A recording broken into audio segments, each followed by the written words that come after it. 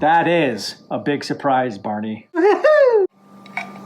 I'm here at Second Life, my favorite thrift store just outside Atlanta. I found some great stuff.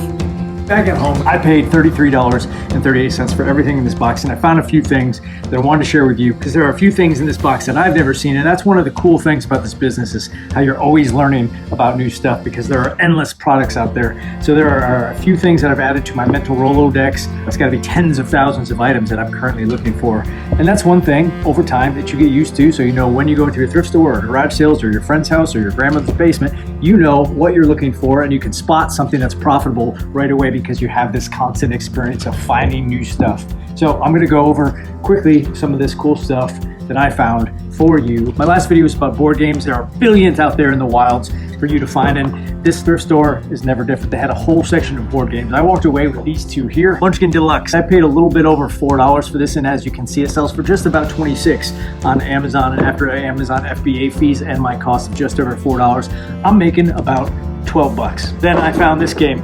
Luchador. I paid a little bit over $4. A cool thing on Amazon, this is only selling in new condition. So I'm gonna have the first used game on Amazon of this, or the first one that's available anyway at the time. So I'm gonna knock off $5 from the new price because this is in excellent condition. I'm gonna ask for 25 bucks for this on Amazon after Amazon fees and approximately $4.25 for my purchase cost. I'm gonna make, again, $10, $11, $12, somewhere in that range. One thing that I failed to mention in my last board games video is when you're buying things out in the wild, is to always make sure, especially at thrift stores where there's a no return policy, is to open up the games. Oftentimes they tape them shut. So you always wanna open up and make sure all the pieces are inside. I go through, and as long as it's not one of those games with like 300 pieces, unless it's selling for 100 bucks, I might take the time to go through and see if there are 300 pieces, but something like this is relatively simple.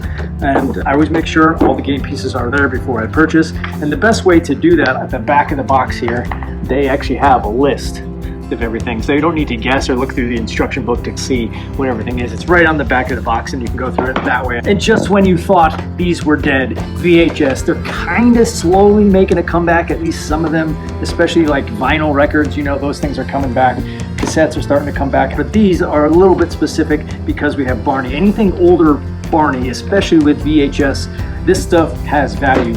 Oh, you don't believe me? Well, I bought this for $1 plus tax, and as you can see on Amazon, this sells for almost $39. After FBA fees and my purchase price, I'm gonna make about $25, $26 on this old VHS that nobody thought had any value.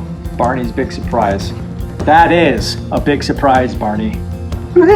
These Disney sing-alongs, I see these on the wilds every so often. Some have values. This one, Under the Sea, The Little Mermaid, this may have a little bit more value in the coming months as Disney is re-releasing their live-action film, The Little Mermaid. I think that's coming out this year at some point. So a lot of that stuff, the nostalgia of films when people were growing up and now their kids are watching this stuff, sometimes that leads to a little uptick in old Disney stuff. Currently, this one's selling for about $12. It's not that much. I paid, again, $1 for this plus tax. After fees and everything, I'm gonna only make about $3, which is not much. And honestly, if this was the only thing at the store that I would have found, I probably wouldn't have waited in line just to make the $3. But the fact that I was buying all this other stuff and I could make $3, you figure, why not just throw it in the cart and pay for it?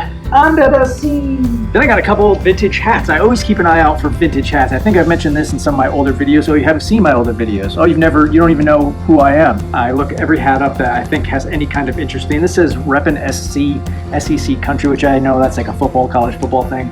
And these hats were $1. But I looked up Otto. This brand, Otto, is a popular brand. They have thousands of hats that have sold within the last 90 days. So that's a good metric to know if these hats are going to sell. I don't see like any stains or anything on it, so it looks very nice. It's an old snapback. And I'm going to try to get like 15 bucks and see if I can make $7-8 on sucker. I found this Pokemon shirt. You can see right here, a little Pokemon logo here. It's a rayon silk shirt. That's a large size. Fun tip, larger size clothing sells better on eBay. Usually the smalls and mediums, they will sell, but in general, the large XLs, double XLs, and the bigger sizes tend to do better and sell for more money.